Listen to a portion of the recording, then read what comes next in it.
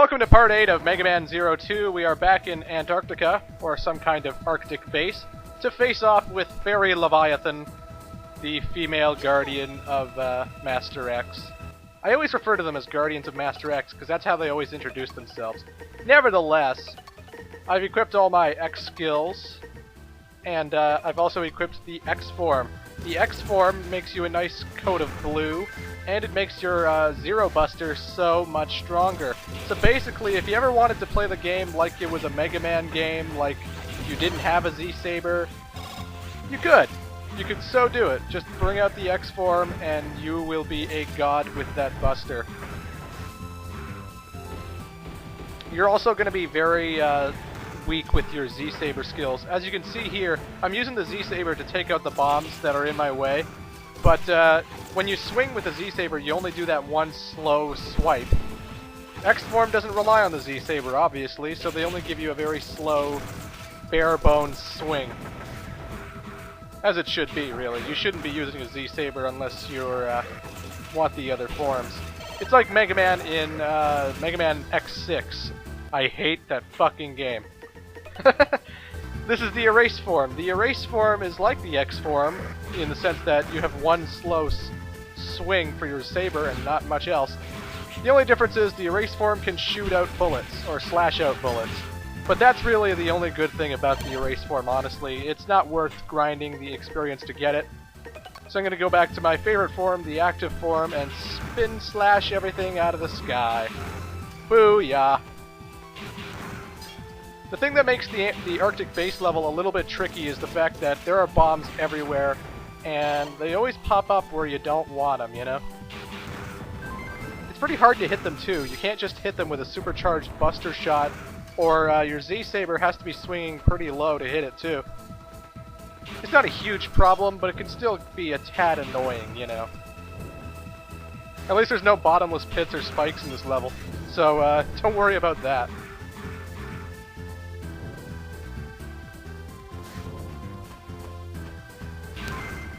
There are bombs all over this lower corridor, and what I would suggest doing is what I try to do here. Wall hug the whole path down. Believe me, this took a lot of practice to get the hang of this. But I certainly feel like a badass when I do it.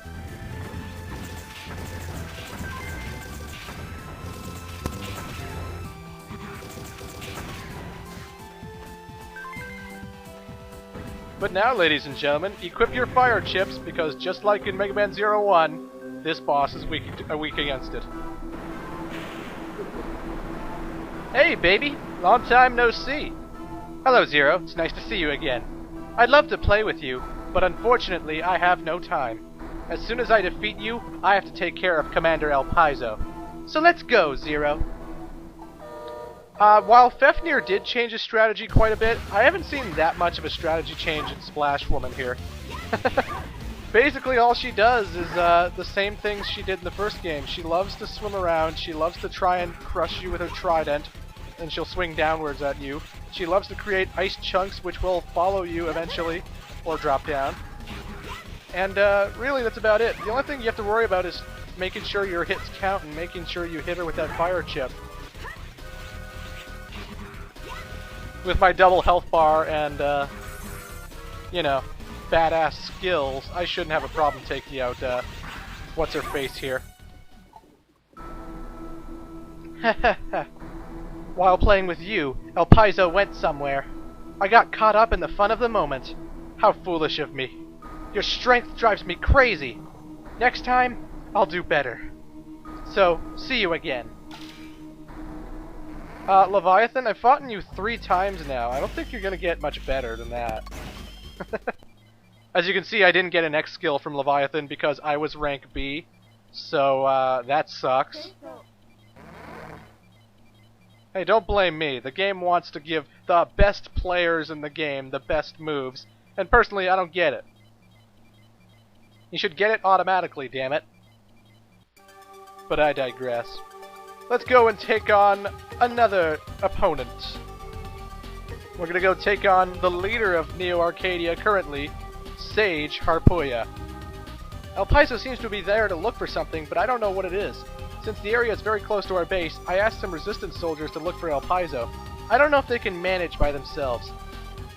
CL, this is the resistance base we're talking about. They can't manage doing anything.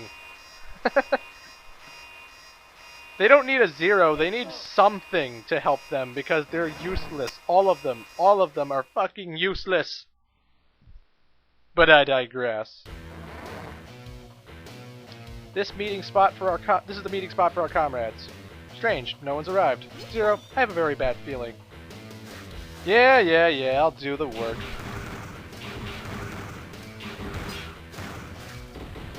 I love the active form. The jumping, spinning slash has always been one of my favorite attacks in the whole, in all of Zero's arsenal. It's just so goddamn good. This cave has a lot of spikes in it, and you have to watch where you're wall climbing. It reminds me of the cave in the first Zero game that led under the desert, but this one's a little bit more treacherous because spikes can just pop out of nowhere when you least expect it, and you know, that's never a good thing. This section has holographic floors that you can't see until you shoot this particular platform. If you shoot the platform when it's blue, the blue blocks will appear. If you shoot it when it's pink, the pink... bleh. I'm stuttering like a madman. If you shoot it when it's pink, the pink blocks will appear. Booyah! I did it. Jesus Christ. Nevertheless, there are spikes here, and while most of them cannot be touched, many definitely can. So always want to shoot the diamond machine thing to see where the blocks come from. At least it's a swell idea if I do say so myself. Hug the wall on the right and you will find this room with an ice chip weakness golem. Oh goody, you again. I haven't fought you. Oh wait, yes I have. I've fought you twice.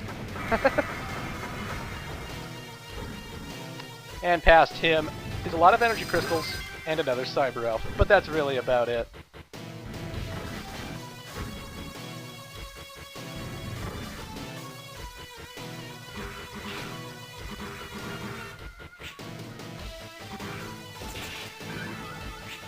The block parts aren't really that challenging though, I don't think. Every time you shoot the diamond thing, a lot of red or blue and pink type flying enemies will come out. I forget if they home into you or just run into you or whatnot, but they're, you know, this part shouldn't give you too much trouble. As long as you remember to dash jump, and dash jump you should.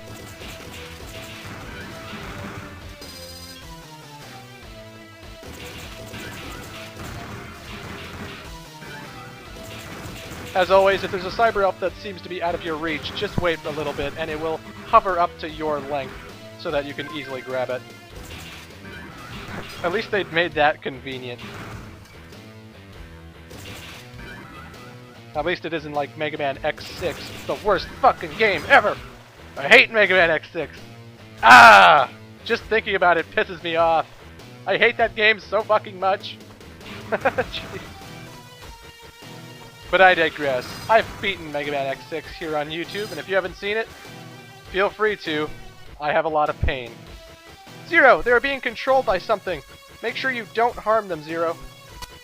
You can totally cut them down if you want, and in fact, if you're low on lives, you should become an evil resistance member and just kill them for the hell of it, because every one of these resistance soldiers will give you an extra man if you kill him.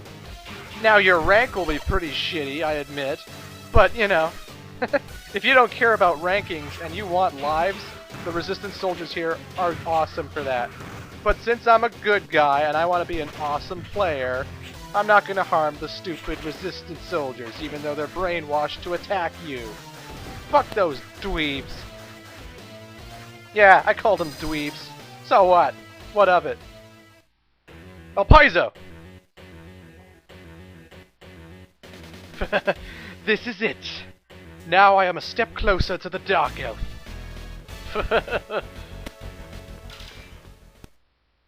Well, this can't be good. I'll see you in part 9.